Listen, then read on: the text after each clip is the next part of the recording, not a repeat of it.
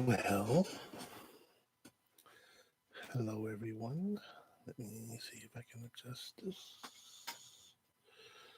Not knocking my background over. Okay. So, come on. Okay. Come on. All right. Knock off that dust. So, my name is Smilin Observer. And the reason why I'm here is because I'm trying to do some therapy on myself. A lot of things have occurred in the past 2 weeks that is kind of working on my head. And so I wanted to take the time to get on here and just talk about it. And hmm, let me type something here.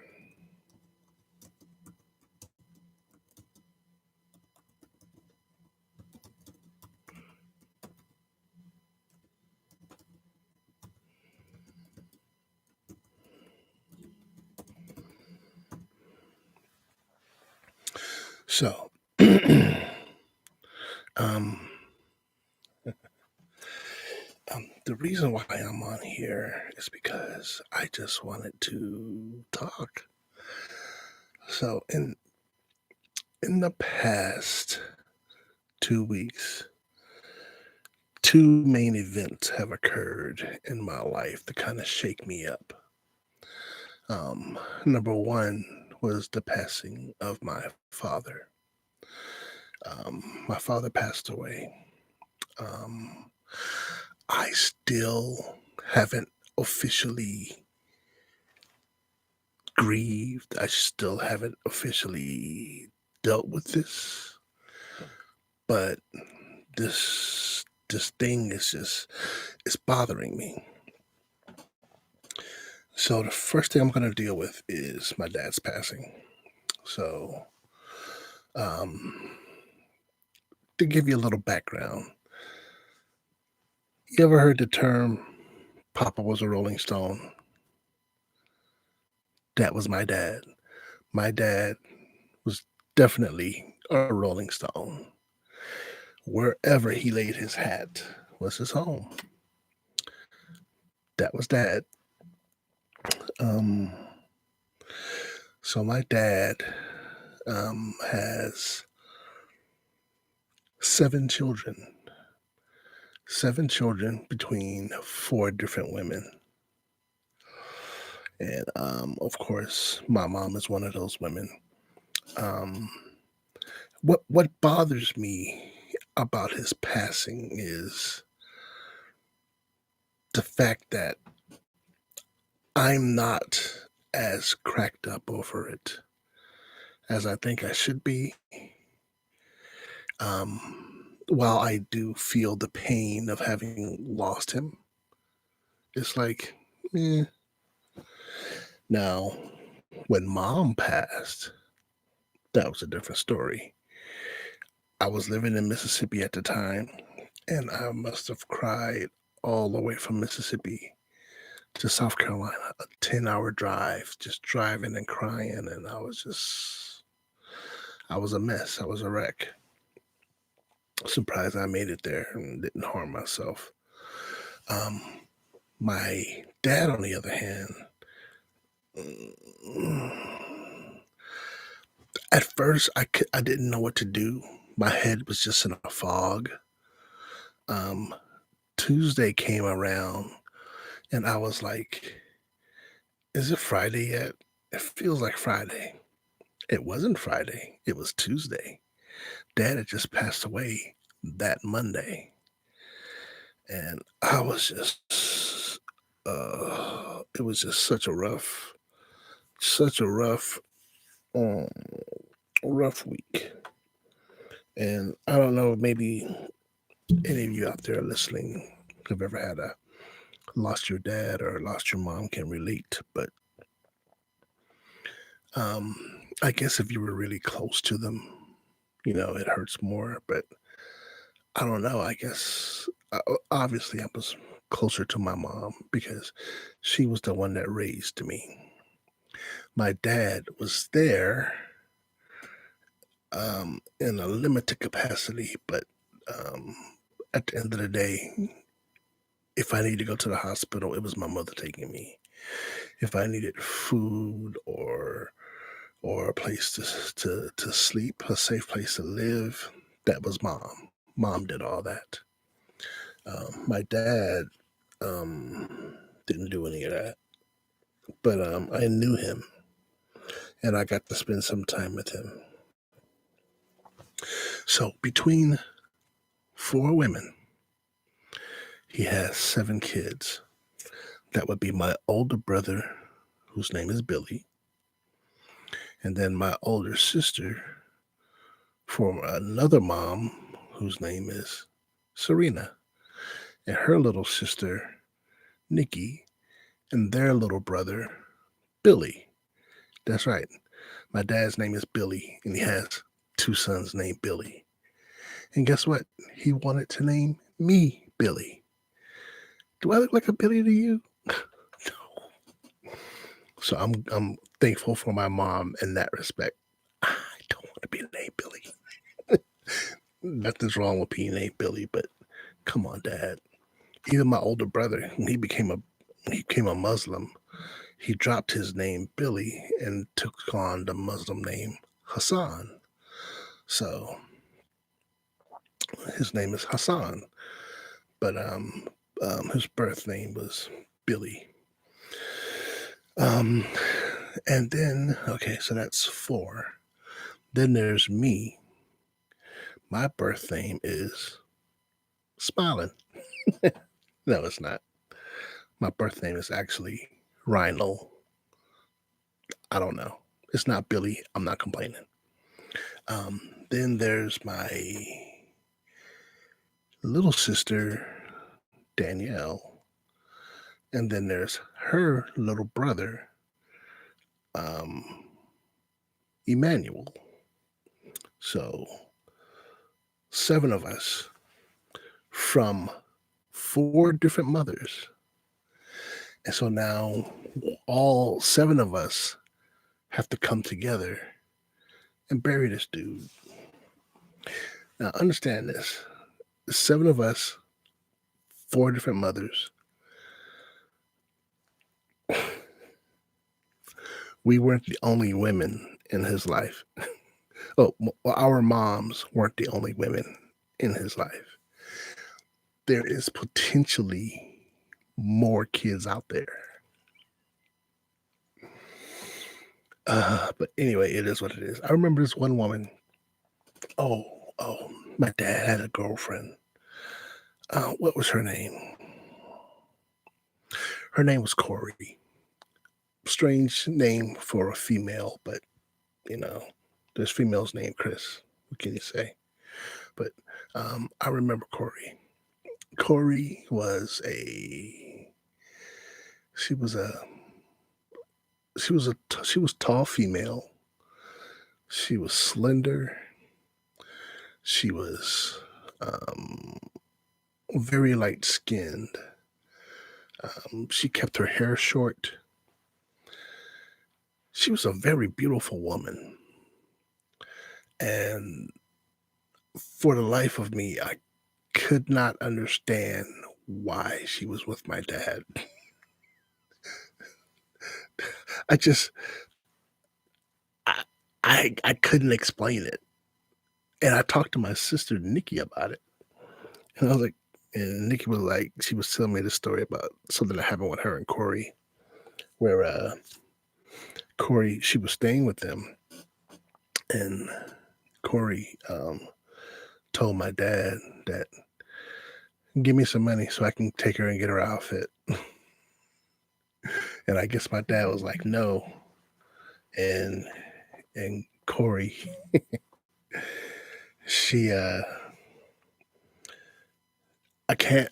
I'm not gonna repeat what was said, but she convinced my dad with convincing words and convincing actions to give her some money so she can go and take my sister to go and get her new outfit.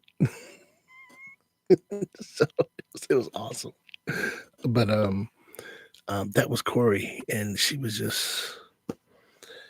just from what I remember about her, she was a sweet woman, and like I said, she was tall, she was slender, she was fair-skinned, and I have no idea why she was with my dad. No idea why she was with my dad. Why? Corey, you're beautiful. You could do so much better. Um, I remember I remember dad when I was a kid, um, he would wake me up early in the morning. So he would swing by the house. He would pick me up. Summertime now. This is summertime. He would pick me up 5:30 in the morning. So I would get up, I would go and get in his truck, and then he would drive us to Hardee's. Hardee's was his favorite restaurant. So we'd go to Hardee's, we'd sit there, and he'll buy me something to eat, and he'll buy himself something to drink, which is usually coffee. And he would sit there and he would drink the coffee and I would eat and wait and sit there waiting for the sun to come up because he did his own landscaping, his private business. And we went all over the neighborhood, into the next town, into the town past that town, and we mowed lawns all day long. I'm an 11-year-old kid. It's summertime. I'm supposed to party. I'm supposed to be chilling. I'm supposed to be running amok, having Stranger Things adventures with my friends and my cousins. But no, I'm mowing lawns, mowing lawns, mowing lawns, mowing lawns, and all that hard work. And you know how much dad paid me? $20. So $20 in 1986 it was actually a lot of money to a kid. But oh my goodness. The work that I did to get that money. And I remember one time I asked him for some money. I hadn't mowed a lawn or anything. And I asked him for some money because I wanted to go and buy myself something to eat. He got mad. He got very, very angry. And he yelled at me. And he said, if you get any money in this life, it'll be because you worked for it and because you worked hard. And that, as a kid, I'm like, dude, I'm your son. I didn't ask to be here. You put me here. You helped put me here. Give me some money. Kid thinking. But over the years, I've discovered that he was right. He was right. I needed to hear that. If I'm going to get anything out of this life, it's going to be because I worked for it and because I worked hard. And over the years, I have worked hard. Um, I always feel that I could have worked harder. Um, I could have done better, but it is what it is. But I remember dad yelling at me that day and telling me that. And um, I found it to be um, a jewel of wisdom from a bipolar dad because he was in fact bipolar and his emotions was up and down, back and forth. And Sometimes he'll be fine, and then there were other times where he would just get super angry, and he would just be yelling and complaining about my mother and whatnot. But um, you know, here he was bipolar, but he was able to teach his son a valuable lesson, a lesson that um, that's more than helped me out over the years, even to the point that when I became homeless and I was sleeping in front of Starbucks in my car so I could use the Wi-Fi. Um, um, it helped to shape the kind of a worker that I am. To the point that the second thing that happened to me this week, um, my boss, when my employers don't want to lose me. They don't want to lose me because I will put in the hours. It's not super hard to get me to come in and do an extra shift or um, or to wake me up out of sleep and be like, "Hey, I need you to go over here and handle this." All right, just give me a couple of minutes. I'll be there as soon as I can. That's me. All because of what Dad told me when I was 12 years old, 11 years old, and I've learned that that's a good way to be. To the point that when I leave a job, my employers are disappointed because they don't want me to leave. They want me to stay because they don't believe they're going to find anybody that's as dedicated and as willing and pliable and um, what's the word? Flexible, as flexible as me. And I've had to quit my job recently. I'm completely out of security now. I no longer do security. Um, my last day was last night, and it's weird because today I didn't even know what to do with myself. I just kind of slept, and I just slept, and it was just incredible. Today I didn't. Um, I was going to go to church, but I didn't go to church, and I'm like, I'm going to go to this evening service, and I didn't go to the evening service, and I kind of feel bad that I didn't. But it is what it is. I'm working on myself. I need to be more active. My roommates had some friends or some associates over tonight, and I stayed in my room because I'm not extroverted like that. I'm I like to I can be out and about and around people, but I don't really want to. I I prefer the solitude of my little cave. I'll go out and I'll get food and then I'll come back. And I understand people don't understand that. And they think I should be more sociable. Oh, you need to be more sociable. You need to go out there, you need to meet new people and you need to be friends with everybody. And I'm like, that's wonderful. I don't want to do that. Don't. I just want to mind my own business. Come home, watch something, play some games. I'll socialize online, but when I've been dealing with the public for so many hours out of the day, dealing with so many different temperaments of people, and dealing with so many um, different what's the word attitudes. A point comes where I've had it. Um, I've I've filled up on people, and it's time for me to go and decompress,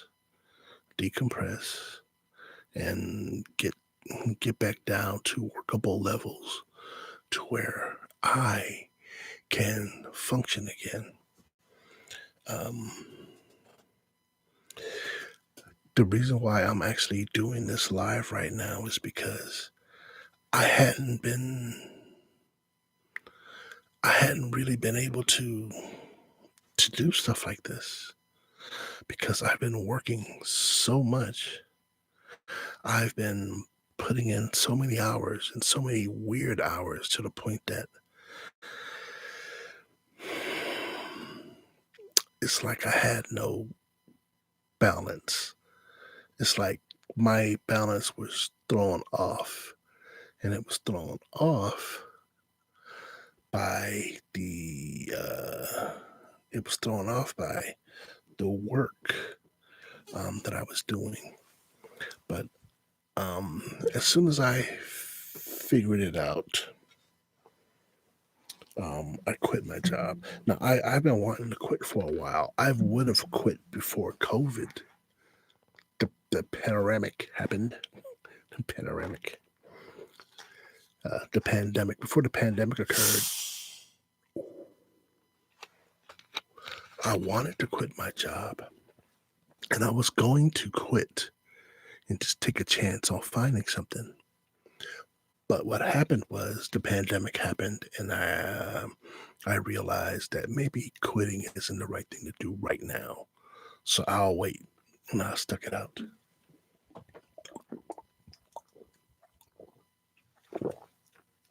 Oh, I love these signature drinks from Safeway.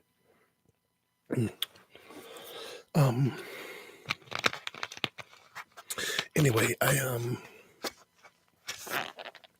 I wanted to quit, and finally, the job situation in America is such that there's employers that need people to work, but they can't find people because people have been living off of their unemployment and their stimulus. And so, go to work. I got my unemployment. I'll just, I can make it with that. And they're just kicking it. Um, Me, I can't do that. I've done it before, but I needed to do that because I couldn't find a job. But if the economy is ripe and there's work out there that's available, I'm gonna go and get work. So, because of things being the way they are, all those people that are at home chilling off of their stimulus and their unemployment, which it's their business. So I'm not judging them.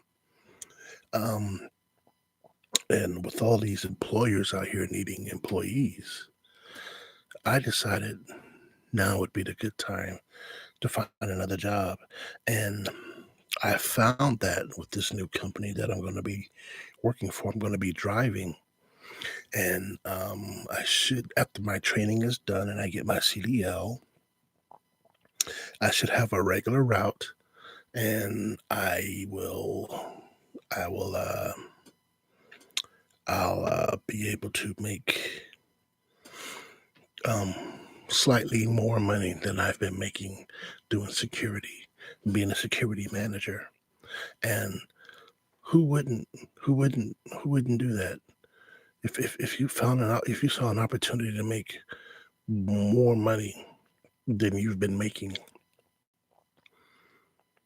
are you going to stay where you are? I mean, sometimes people do, sometimes people don't. I could have been driving for UPS right now, but I don't want to give up that much of my life. I've I've already been in a position where work has been work has work has been work has taken over my life, and I don't want to do that anymore. I just want to work a regular schedule and then be able to have my time for myself and for my my creative outlet and doing things that I find as fun and engaging. Um, for those of you who don't know, I do two podcasts. Um, one podcast is called The Paranormal Observer, and that's where I alone manage that podcast.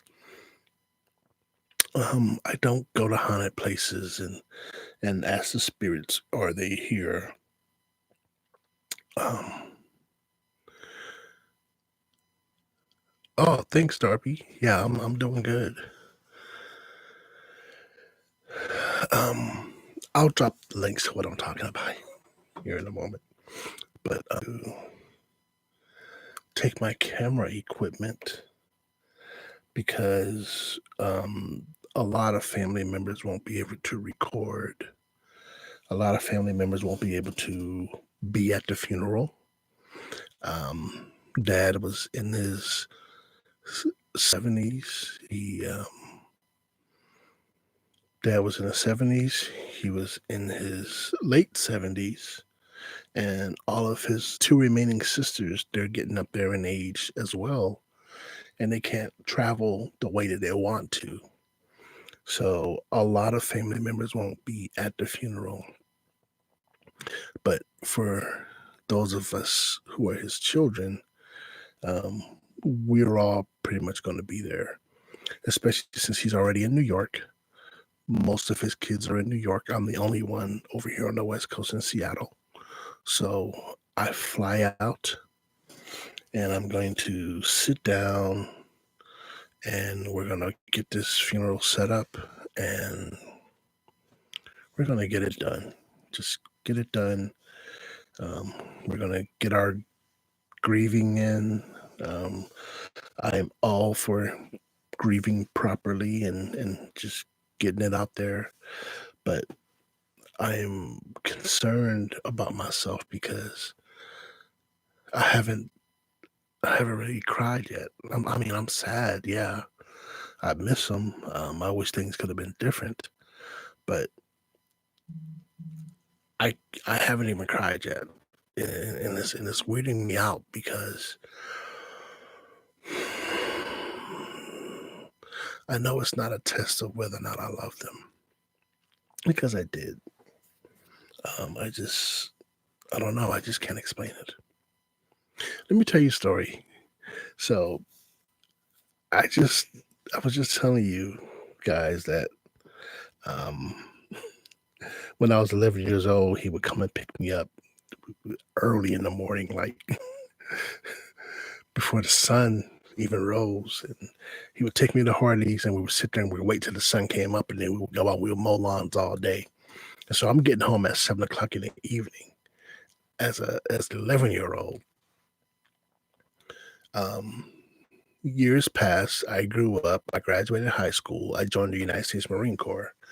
I spent a year in Okinawa, Japan, and then I opted to take a sabbatical.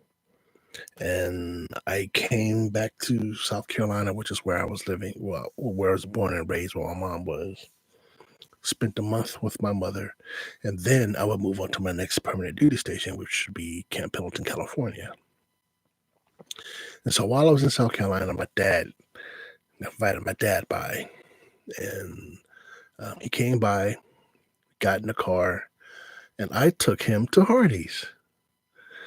I don't know that that's his favorite restaurant, but I wanted to take him there. I took him to Hardee's, and I'm like, all right, Dad, whatever the menu has to offer, if you want it, order it. I'll buy it. I'm paying for it. What do you want, Dad? He's like a cup of coffee. And I'm like, Dad, it's a huge menu. I get it. But, just order whatever you want. If you want a burger, you want some fries, tots, you want one of the more expensive burgers, go ahead and order it. I'll pay for it. I got you. I just want a cup of coffee. Okay. Give me number one and a cup of coffee.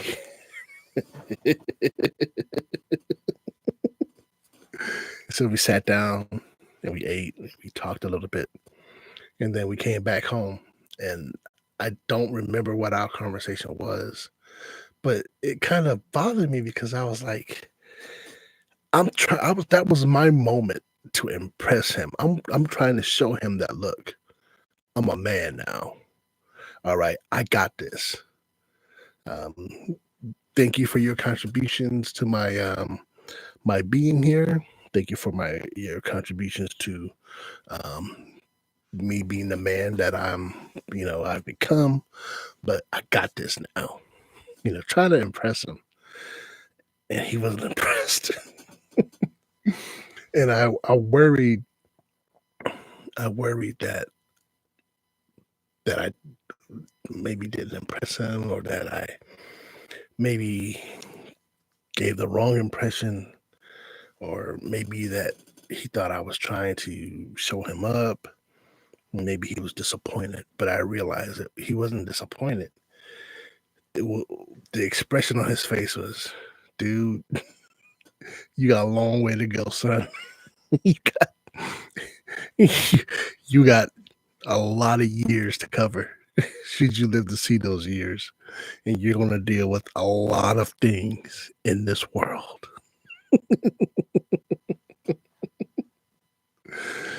Yeah. So, okay, Mr. Big Man. But I learned that he really was proud of me. He really was. Hold on, let me see if I can turn this up some more. I learned that he was proud of me. It wasn't just my imagination. He really was proud of me.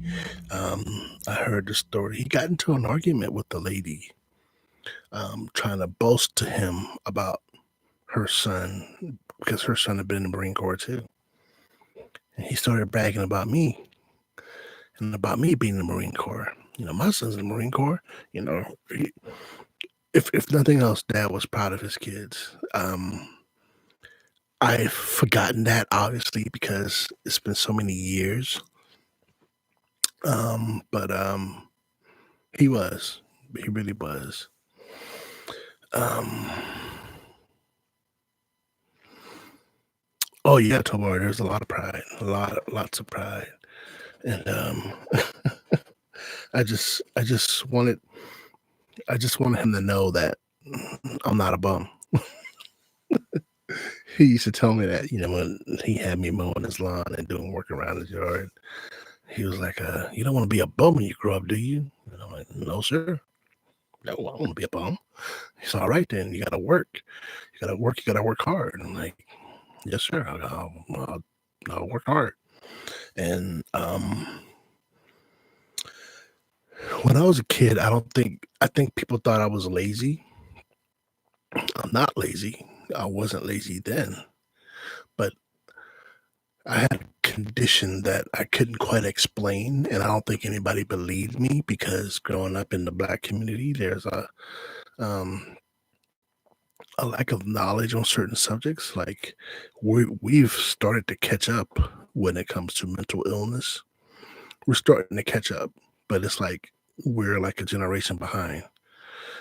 When I was a kid, I literally believed that therapists were for white people. I kid you not. I thought, "Oh, that's for white people who can't handle life." No, therapy is something that we all need, and we should all seek if we need it. Um, but that was that's how the Black community dealt with certain things, and it's unhealthy. We need therapists. They're there for a reason, and they're not just whole crazy white people. Not that you know. I said that, but I realize how insensitive that sounds. But therapy is for people who need it. We need someone to help us figure ourselves out, so that we can make better choices. And uh, we need if we need medication to help balance us out, then you know we need it. It's a necessity, so that we can maintain a healthy life. Um, but I think the black community in America, at least, is I can't speak for any other community because I haven't really been a part of them, but I know the black community is really starting to change and to become more educated when it comes to mental illness.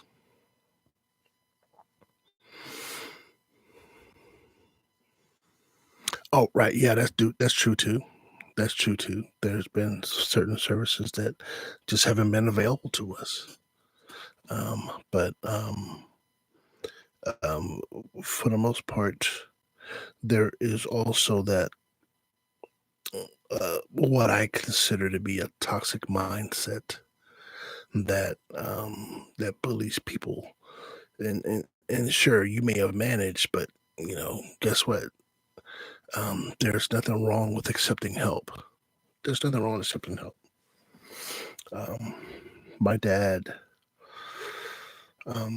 he had his issues in his own personal life. He used to be a drinker. He used to be a drinker, and he used to smoke. I don't remember him ever smoking, but apparently he was a smoker, and that's really freaking me out because I'm like, did he did he like not smoke around me?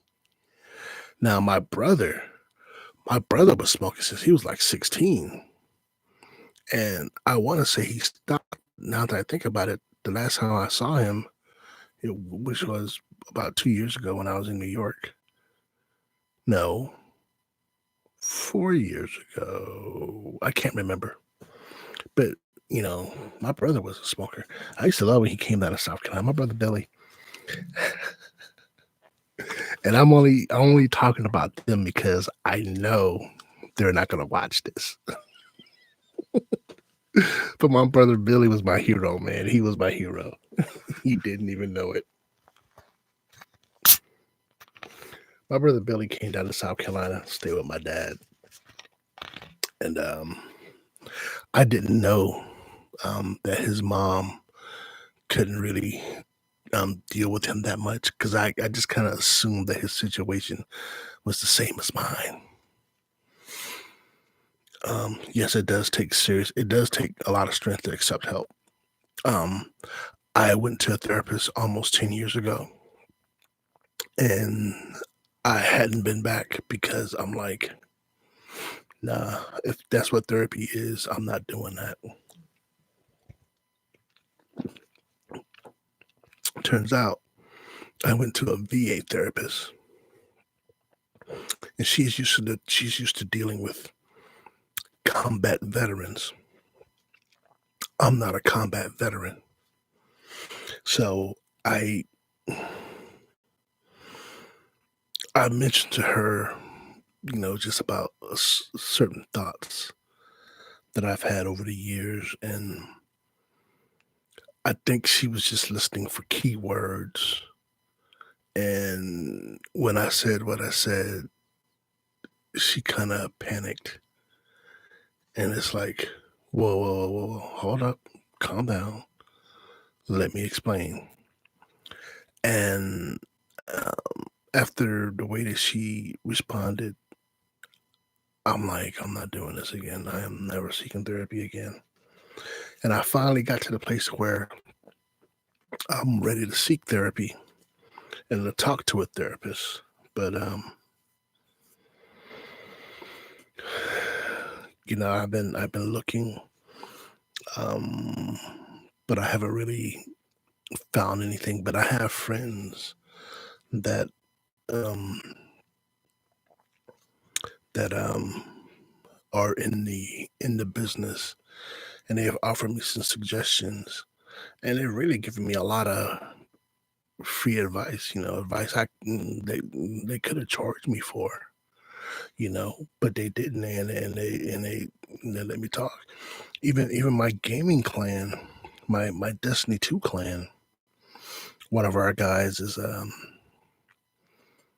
he's been such a great help to me. I'm not gonna even name drop them, but this is hands down the best clan I've ever gamed with. and they let me talk. And one time I was just kind of complaining, and I was like, you know what? I'm sorry. Let me stop. Let me stop. I'm saying too much. I don't want to bring you guys down. And they were like, oh, no, go ahead, go. And they let me talk. Yeah, yeah. And I don't want to end up in a hospital. I don't want to end up with the police watching me, watching my house. And it's like, look, it's not like that. It's not like that at all. You didn't hear me out. But I really appreciate that clan because they're good guys and girls. I like them all. And now that I don't work for that that time-consuming employer, I should have more time to be able to game with them. Even though our main guy is traveling, and then I'm about to head out to New York here shortly. But yeah, it is what it is. What can you do? So, but anyway, I do have the podcast. So like I was saying, I have two podcasts actually. It's not just one. What in the world? What does that? Let me see if I can find that link for you guys. One podcast, and my friend Terrence, and I really appreciate the guy because he's a very astute guy. And he was like, that's all right. You have something to contribute, and he let me be a part. And we come together every Saturday and we set up a time and we're doing it. Excuse me, we're putting ourselves out there and we're talking about these different subjects. We're supposed to podcast last Saturday or yesterday, or well, it's 3:54 a.m. Day before yesterday. Actually, we're supposed to podcast, but we didn't do it, and we didn't do it because Saturday I was still at work, and my work schedule was cutting into the podcast time, but we did get to Zoom, and we did get to talk and discuss what we're going to talk about, and so we're going to discuss that. We're going to discuss it next podcast. We'll talk about I forget the topic. I'll forget what we're going to talk about, but it'll be fun. I got to do my research though. What we're going to talk about is I remember now. We're going to talk about George Floyd. We're going to discuss George Floyd. So our podcast may not be for everybody. We're for African American men of a certain age, and so we all have our different perspectives. We try to keep it classy. There's no profanity, at least not for me anyway. But we just try to objectively look at life in the society in which we live in our country. And so we're going to be talking about the impact of George Floyd, and different and various things on this next podcast. It should be fun. Well, it'll be fun. It's always fun because we're talking more now than we have in 25 years. We graduated high school about 27 years ago, actually, now that I think about it. And we all went our separate ways, and then we all came back together again. And it was like no time had passed at all. And that was amazing to me that, we were able to just pick up and talk and and deal with different and various things. And it was like no time had passed for us. And so I appreciate that. But what I want to do is, um, hold up. What we're going to do is, um, ho- give me 1 second here. I'm trying to do this thing here. Come on, work, work, work.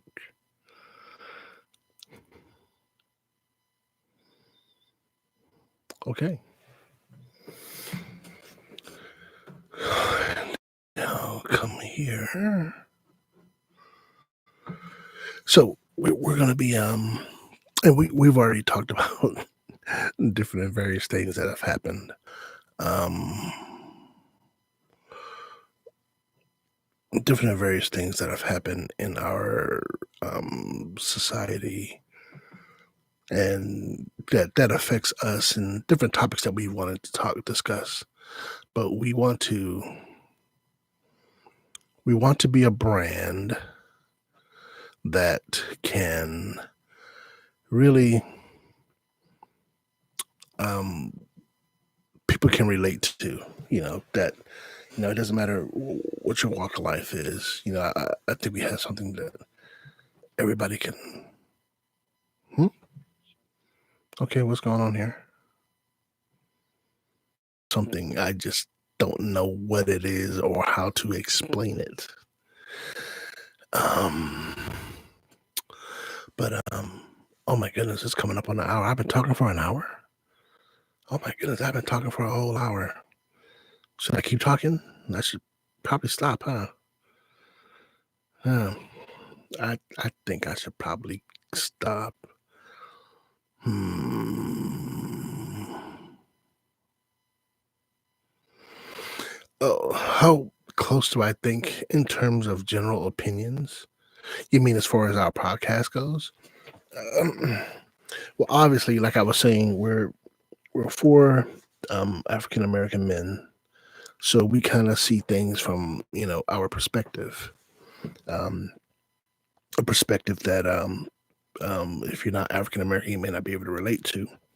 But still, I think it's worth that even if you're not African American, you can still listen and kind of get an idea of how we feel about our present society, about how things are going for us and how we see things. I mean, I grew up. I remember. I remember being in the kindergarten and not realizing that I was black. Being in the kindergarten, you just, I was 6 years old. You know, life is what it is. And then all of a sudden, this grown woman starts to bully me and make fun of me for being black and for having nappy hair. And it's like, what? I'm a kid. I'm a kid, and you're a grown woman. You're a full grown adult woman, and you're attacking a kid because he's different. How crazy is that? And my mother, oh, I never told my mother about that, and I don't know what she would have done. But oh my goodness, we could have sued. We could have sued. Could have caused that lady to lose her job. Like, are you serious? Are you serious right now? Are you seriously gonna bully a 6-year-old kid? But it happened. It happened, and I'll talk about that later on.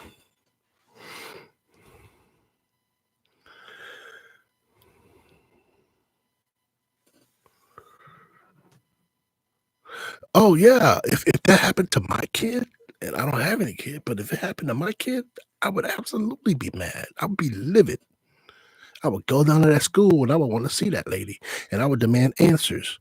"Why are you disrespecting my kid?" "No, no, no, no. I wanna know why you, a grown adult woman, think it's okay to talk to my kid and treat my kid the way that you did. And then I wanna know from the principal, why is this person employed here?" "Okay, well, guess what? You know what? There's no need to talk. You're gonna hear from my lawyer. I guarantee you, I will find the money to pay a lawyer." And because and I hate to be this sue happy kind of person, but it seems like people won't get the message unless you bring in lawyers. I would be hitting up the local news media. I will be I'll be talking about it on social media. I will put it out there. Hey, look, this is what my 6-year-old kid had to deal with at the hands of this particular school, at the hands of this particular woman.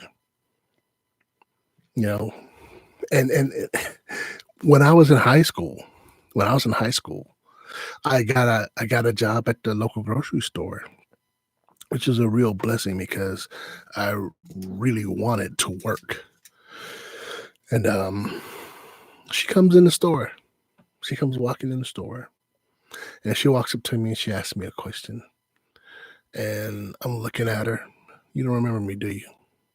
Do you?" I didn't say that, but she came. She asked me a question, and I told her what to do, where to go and find it. And then I went on about my work. But in my head, I'm like, "You don't remember me, do you?" "Yeah, I was that 6-year-old kid you were bullying." And no, I'm not gonna resort to violence. I don't really believe in beating on women. I don't think that's right. Um, Obviously, they are a lot physically weaker than us, and it doesn't seem right to me. But oh my goodness, dude, dude, don't disrespect my kid. I wouldn't disrespect your kid like that. Kids, they're so innocent. They're so innocent, and they're the ones that suffer the most. Dude, even even if I wasn't a person of color, even if it was a a blonde-haired, blue-eyed white kid, or a Asian kid, or a Native American kid, I would not put up with that. We're not doing this. We are not doing this. You're not gonna come here and bully these kids like this. They're new to this world. They need to be protected, and they need to be taught better. We can't let our saltiness destroy their future, but that's just my opinion.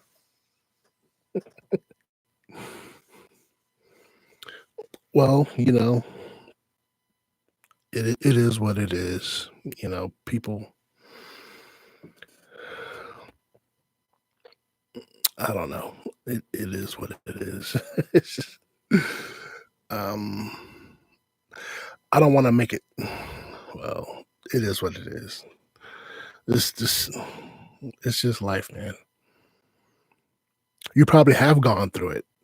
You probably have gone through it and just didn't realize it. Gary, I guarantee you've gone through it and you just haven't realized it. I'm not one of those black people that believes that black people can't be racist. I don't believe that. We absolutely can be racist. And sure, we may have a reason behind it. Oh, look at how we were treated, but um still, um that doesn't give me a right in turn to turn around and disrespect someone just because of the color of their skin, and because of what all the stereotypes says about these type of people. I just try to treat people like people. Hey man, what's up? You know, not just I don't. My big thing is respect. You treat me with respect, I'll treat you with respect. You know, if you don't treat me with respect, I'm gonna treat you with respect anyway. And if I have to love you at a distance, I'll love you at a distance. So I just, yeah, I don't think it's right to disrespect people like that. But anyway, folks, I really do thank you all for popping in and listen to me try to sort out some of what I'm going through. Um, I have so much more, but there's no need to get into it now. It's already been an hour and the clock is winding up. But I would appreciate if you would check out those links. If you would check out my podcast and listen to some of them, check out our other podcasts and listen to some of those, and support us with a subscribe. Click the subscribe button and subscribe to us, and please upvote us only. Don't downvote us. But hey, if I say, and I really appreciate you. I hope things are going well for you all. And yeah, let's create a happy society. Reading what Tobar is writing here. Let's create a happy society, a society where we could live happy and be happy and not hate each other. Oh my goodness, let's get rid of some of this hate. Let's get rid of it. Only love and appreciation for each other and respect for each other.